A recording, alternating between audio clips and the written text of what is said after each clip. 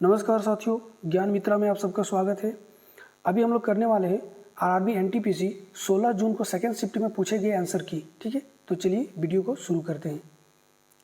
देखिए, आज का पहला क्वेश्चन है, जब हम रसोई गैस स्टोव के निकट जलती हुई माचिस लाते हैं और गैस स्टोव का नॉब चालू करते हैं तो किस प्रकार का दहन होता है? तो देखिए, ये तीव्र दहन के कारण होता है। ठीक है, ये तीव्र दहन कहलाता है। नेक्स्ट क्वेश्चन है, 25 से 27 अप्रैल 2025 तक विश्व स्वास्थ्य शिखर सम्मेलन क्षेत्रीय बैठक 2025 कहाँ आयोजित होगी? कहाँ आयोजित होगी? तो ये नई दिल्ली में। ठीक है, चलिए अगला क्वेश्चन है, भारत में समय के साथ अर्थव्यवस्था के क्षेत्र में महत्व के संदर्भ में निम्नलिखित में से कौन सा विकल्प सही है? आपको सही विकल्प चुनना था। ठीक है, तो सबसे पहले प्राथमिक, फिर द्वितीयक और फिर तृतीयक। ठीक है, इसका आंसर हो जाएगा।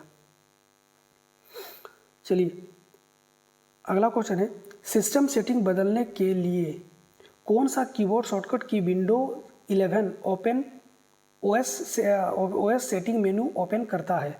ठीक है, पूछा गया है कि सिस्टम सेटिंग बदलने के लिए कौन सा keyboard shortcut window 11 OS setting मेनू ओपन करता है? तो इसका आंसर हो जाएगा विंडोज़ कुंजी आप दबाइए और I को प्रेस कीजिए तो वो सेटिंग खुल जाता है। ठीक है, चलिए नेक्स्ट क्वेश्चन है, सुरेश बनाम राज्य प्रतिनिधि पुलिस निरीक्षक मामला मार्च 2025 में सर्वोच्च न्यायालय ने मृत्यु पूर्व घोषणाओं के संबंध में क्या निर्णय लिया? ये आपको बताना था। ठीक है, तो सर्वोच्च न्यायालय ने मृत्यु पूर्व घोषणाओं के संबंध में क्या निर्णय लिया? ठीक है, तो इसका आंसर हो जाएगा संदेहास्पद मृत्यु पूर्व घोषणाओं के लिए पुष्टि कारक साक्ष्य की आवश्यकता होती है। ठीक है, चलिए अगला क्वेश्चन है, मार्च 2025 में 54वें राष्ट्रीय सुरक्षा सप्ताह की थीम निम्नलिखित में से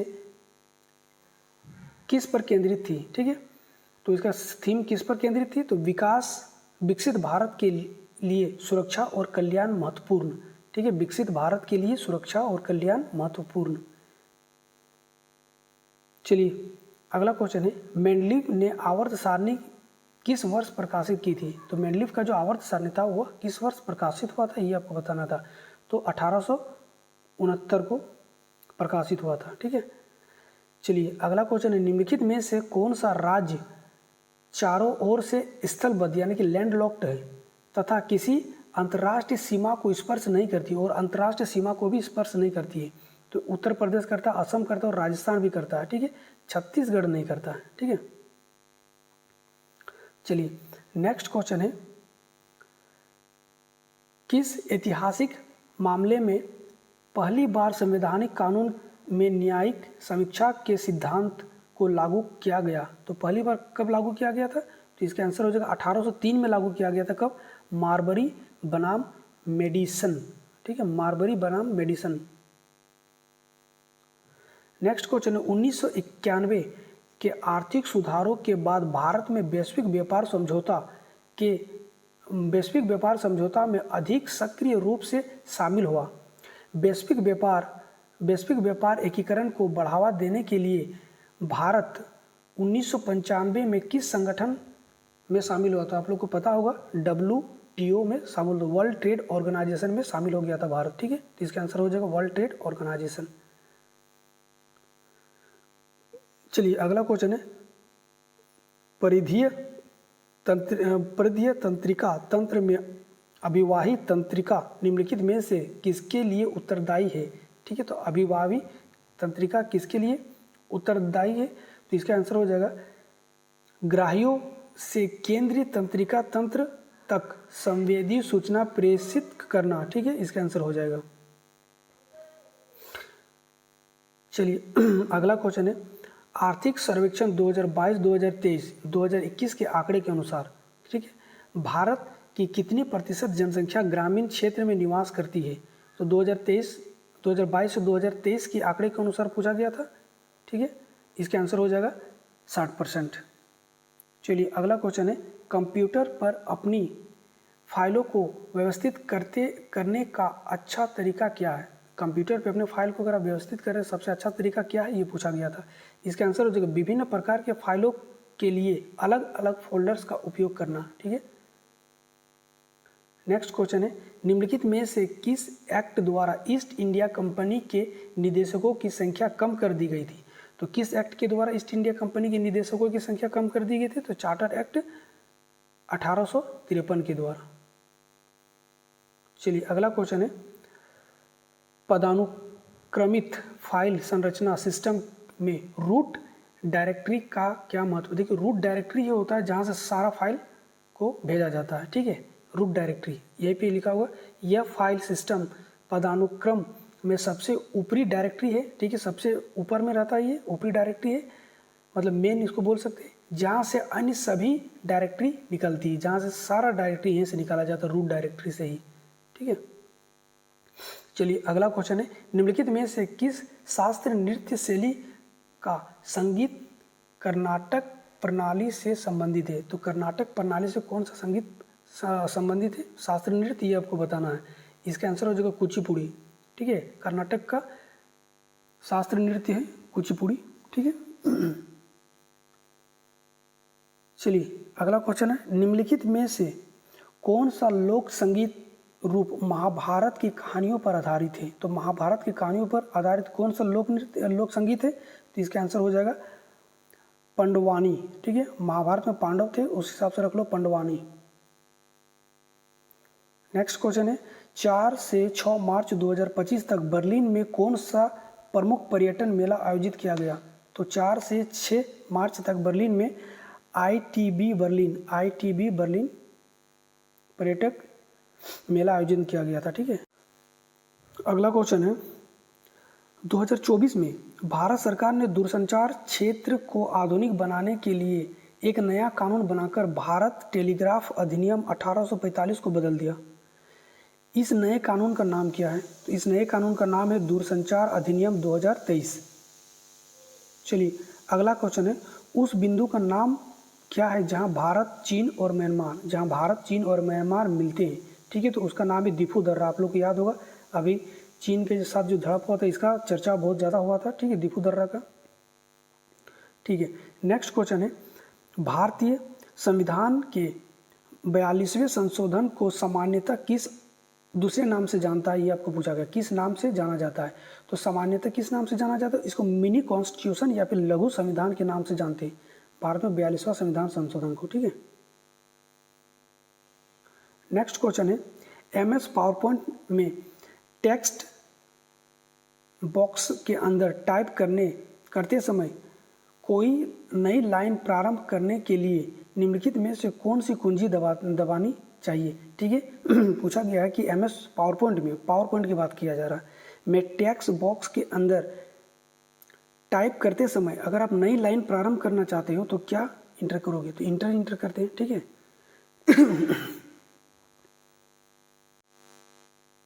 अगला क्वेश्चन है, 1908 का अलीपुर बम कांड किस भारतीय क्रांतिकारी से संबंधित है? तो इसका आंसर हो जाएगा अरविंदो घोष से। ठीक है, नेक्स्ट क्वेश्चन है, 2025 में अनंतनाग को निम्नलिखित में से किस क्षेत्र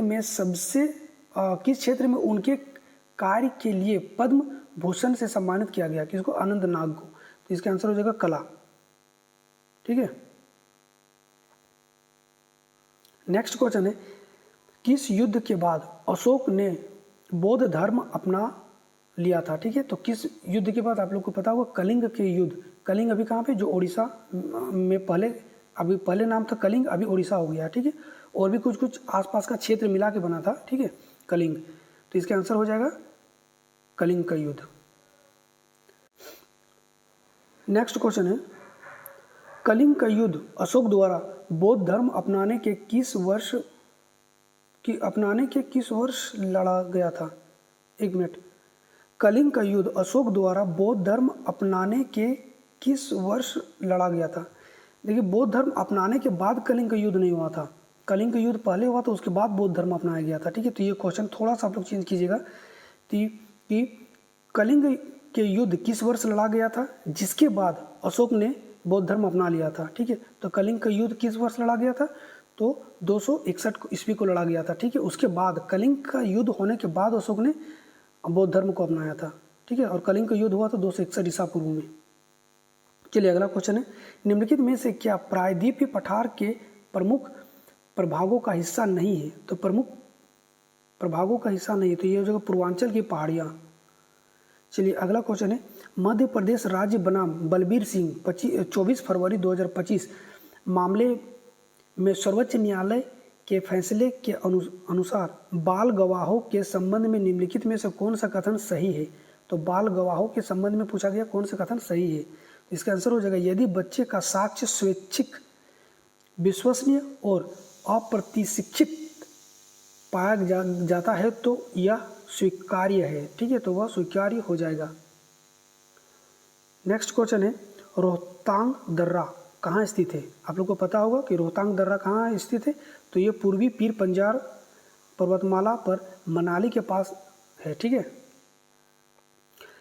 नेक्स्ट क्वेश्चन है, अप्रैल 2025 में डीआरडीओ और भारतीय सेना ने डॉक्टर एपीजे अब्दुल कलाम द्वीप से किस मिसाइल प्रणाली के 4 उड़ान परीक्षण सफलतापूर्वक किए? ठीक है, तो किस मिसाइल प्रणाली के? तो इसका आंसर हो जाएगा middle range surface to air missile MRSAM।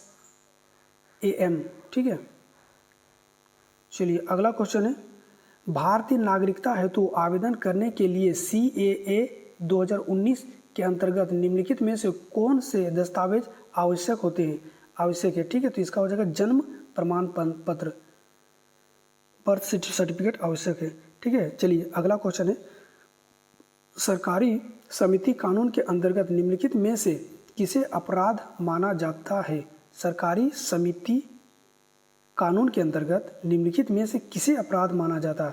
तो इसका आंसर हो जाएगा गलत जानकारी देना, इसको अपराध माना जाएगा। ठीक है, चलिए नेक्स्ट क्वेश्चन है, निम्नलिखित में से किस बैंक ने फॉरवर्ड बुक में अपने नेट शॉर्ट पोजीशन में उल्लेखनीय वृद्धि दर्ज की है, जो दिसंबर 2024 में $67.9 बिलियन से बढ़कर जनवरी 2025 के अंत तक $77.5 बिलियन हो गई है? ये आपको बैंक बताना था, कौन बैंक था? भारतीय रिजर्व बैंक। ठीक है, यदि आप विंडोज ऑपरेटिंग सिस्टम में USB फ्लैश ड्राइव क्या है आपको पता है? पेन ड्राइव जिसको हम लोग बोलते हैं आमतौर पर। ठीक है, USB फ्लैश ड्राइव से कोई फाइल डिलीट करते हैं तो क्या होगा? तो देखिए यह तुरंत अस्थायी रूप से डिलीट होता है। ठीक है, स्थायी रूप से, अस्थायी से नहीं।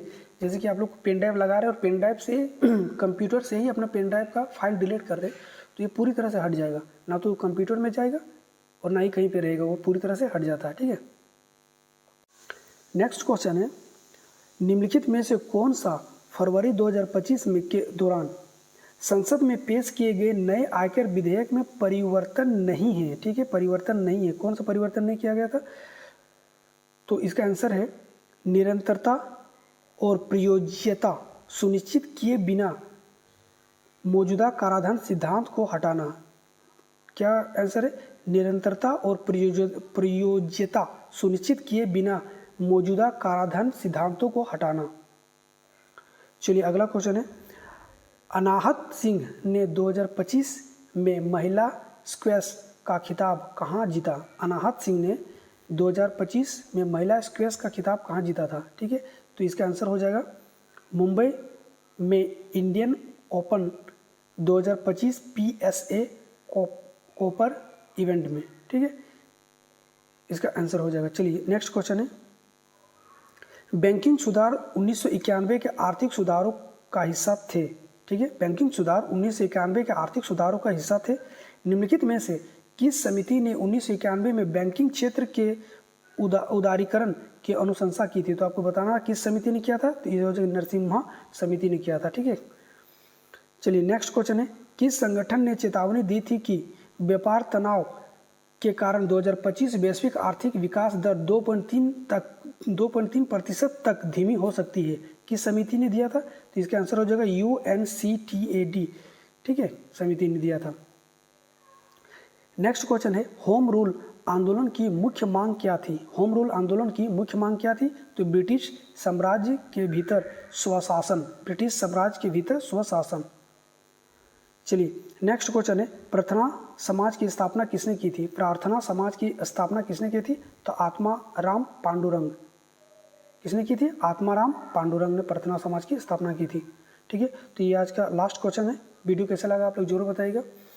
अगर मेरा वीडियो अगर अच्छा लग रहा है आप लोग तो प्लीज़ चैनल को सब्सक्राइब कर लीजिएगा। ठीक है, और वीडियो को लाइक और शेयर कर दीजिएगा। तब वीडियो देखने के लिए थैंक यू। तब तक के लिए जय हिंद, जय भारत।